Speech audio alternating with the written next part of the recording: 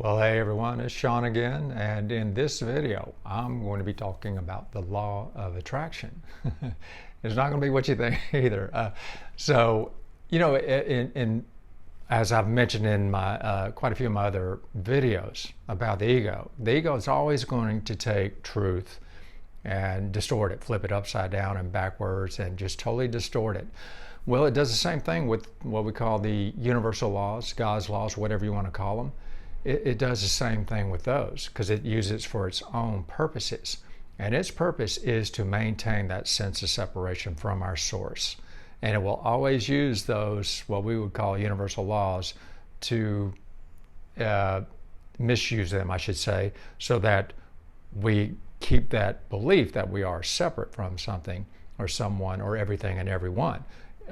Keep that buried in our mind, in our deep, it's kind of this deep-seated unconscious part of our mind that we're not aware of it.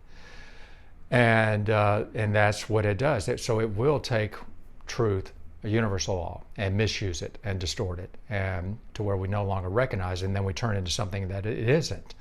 So, and the law of attraction is one of those. So let's, if we look at, I remember I watched that movie, The Secret, back when it first came out, sometime I think in the late 90s or maybe it's early 2000, I can't remember. And so I remember, following that and getting the book and reading up on it and practicing it, applying it, and nothing happened, and like so many other people, it didn't seem to work. And of course, that when it doesn't, then there are those who say, well, you didn't do it right. You didn't put in enough emotion into it. There's always something you weren't doing right. But the feeling that it leaves us with when it doesn't happen, because then when people that they say, oh, it worked for me, look, I manifested this, and they go about writing books and doing workshops and telling people how to do it because it seemed to have worked for them, but it didn't work for others. But if it is a universal law, it should work the same for everyone if everybody's doing the same thing. But there's always that sense, well, you didn't do it right, you didn't put enough power into it, and by the way, there's another book now called The Secret of the Secret. So there's another secret, so it goes on, and the whole premise of that movie and book was, there are these rich and powerful men who know a secret, and which is why they have all their money and their power. They know something you don't know. And that's the draw. That's what draws us into that. Oh, they must know something I don't, so I have to learn this thing. And so then this is the secret that you have to manifest. You have to attract what you don't have, or what you want. But first, you have to believe that you don't have it. You have to believe that you're lacking, that you have to believe that you're separate from it. So if we really think about that, if you're on this spiritual search and the idea of oneness, that spirit is whole, it is complete, and we are of spirit, and we're trying to get back to remembering that. But if we believe that we have to attract to us what we don't have, first we have to believe we don't have it. And in my studies with the Course in Miracles, what the Course is saying, that all this we're experiencing, this world of seeming separation, is actually a projection, and we're projecting that we don't have it from us. And so it seems as if we have to attract what we want or what we desire. And of course you have to do all the right rituals and everything to get it to attract it to you. But if you really think about that, because for so many people what happens is it doesn't work for them, doesn't seem to work for them, and what happens now, that sense of unworthiness that's already buried deep within their mind gets even deeper. Well, maybe I'm just not worthy. Maybe I just can't have those things. I'm just not good enough, and on and on and on. It's a very, very, very clever trick of the ego, and its misuse of the law of attraction to make us believe that we're just not worthy. And then, because if it were true that we could attract what we want, what about things we don't want?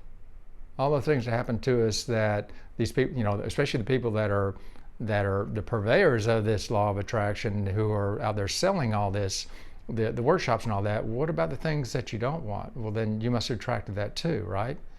So they don't talk about that much. So it's not a consistent law.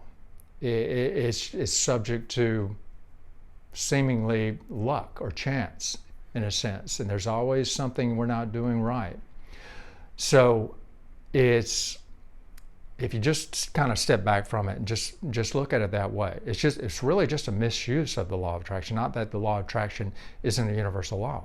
So let's look at a way of seeing the law of attraction as a universal law and what it's really for and its real purpose.